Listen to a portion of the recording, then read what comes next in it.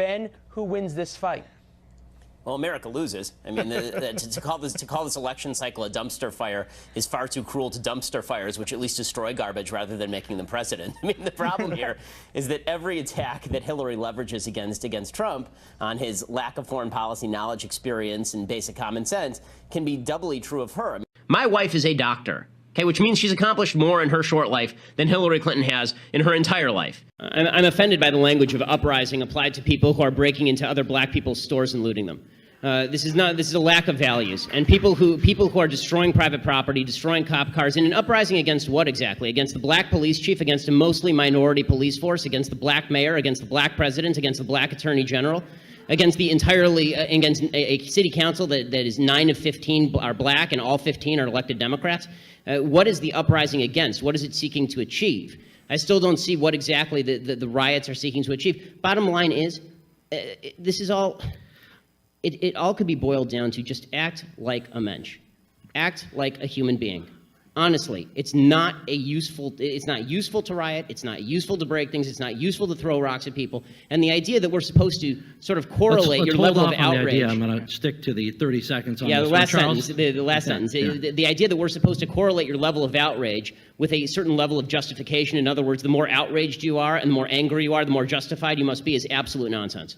I really believe that's the fight for the heart and soul of the Republican Party right there, is not even whether you vote for Trump or don't vote for Trump, back Trump or not back Trump. It's whether you are willing to lie for Trump or not willing to lie for Trump. That's the great moral conflict to me.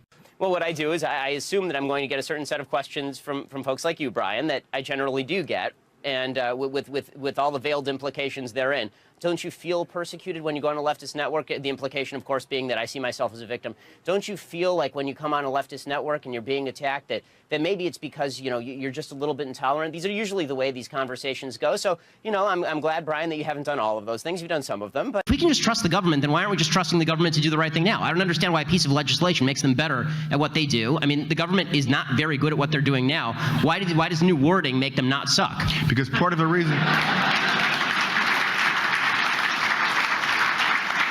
Part of the reason you have a law or initiative as a deterrent, that government won't even be involved, that the bad guys won't be going to gun shows to buy guns, so they have to circumvent it.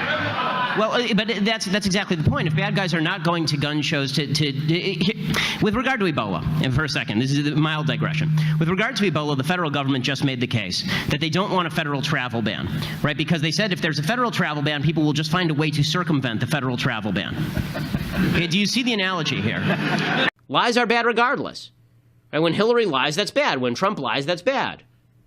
You should not lie just because you like somebody. The reason, in fact, you should support somebody is because they lie less.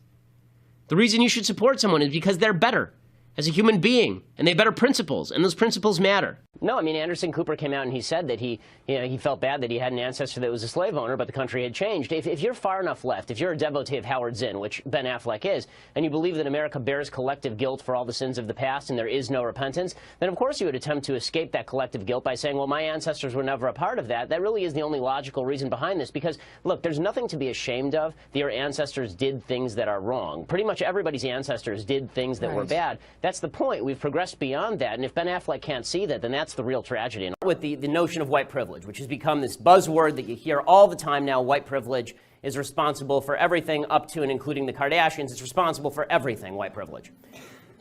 White privilege is a way to silence anybody who is not of color. That's what white privilege is. It is just a leftist bullshit term that means shut up because you are not a member of a minority group, a privileged minority group in the leftist space. It's reverse racism of the highest order. You're basically saying to white people who aren't racist, and you can't find any proof of their racism, that they must be racist because they're white. That is called racism. If you are accusing somebody of something simply because of the color of their skin without any evidence, that's called racism, gang. How about combating actual acts of racism? How about singling out racism and then actually doing something about it, as opposed to doing this kind of Marxist newspeak in which we go through everybody's hidden actions? You know, I'm sensing a real sort of underlying, I don't know, racial bias to this whole segment. Robert, I find you to be racially biased. I find you to be insensitive, bigoted, and misogynist based on everything that you've said. It may be hidden. Maybe I can't detect it, but we all know it's there. So perhaps you should go through this program. At the end of the program, you will feel free. You'll feel better about yourself, and you'll feel more informed because after all that's right. The lack of my $100,000 salary, that's because society is mean, and so we have to transform the society. And that's why young people, again, 40% back speech codes in American life.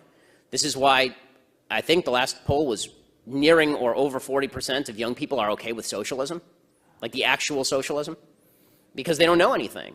They've been taught stupidity, and how they feel is all that matters. I mean, there's a video that's going around the internet getting all sorts of play about income inequality. Income inequality is the stupidest issue. Income inequality means nothing, right? I mean, I have a lot of income inequality with Bill Gates, but I'm doing pretty well, and I don't care that Bill Gates is doing really well. The only thing we should all care about is that there are poor people. We should figure out how poor people can do better, not how to make Bill Gates less rich. But this video is going around and saying, here's a poll of what Americans think the wealth distribution should look like, and here is what the wealth distribution actually looks like. And I watched this video in bewilderment, and young people love it. And I watched this video in bewilderment saying, who told you that you get to tell the universe how wealth is distributed? Right? Who told you that you have a moral say as to how wealth is distributed? It's immoral, it's evil, it's wrong. You're going to have to steal people's labor from them. But people are not told this, and so they think that their own subjective vision of what reality should look like should govern what reality actually looks like, and it's only later, after 80 years of communist failure, that they realize, oh, and hundreds of millions of people dead, that they realize, oh, that was a bad idea.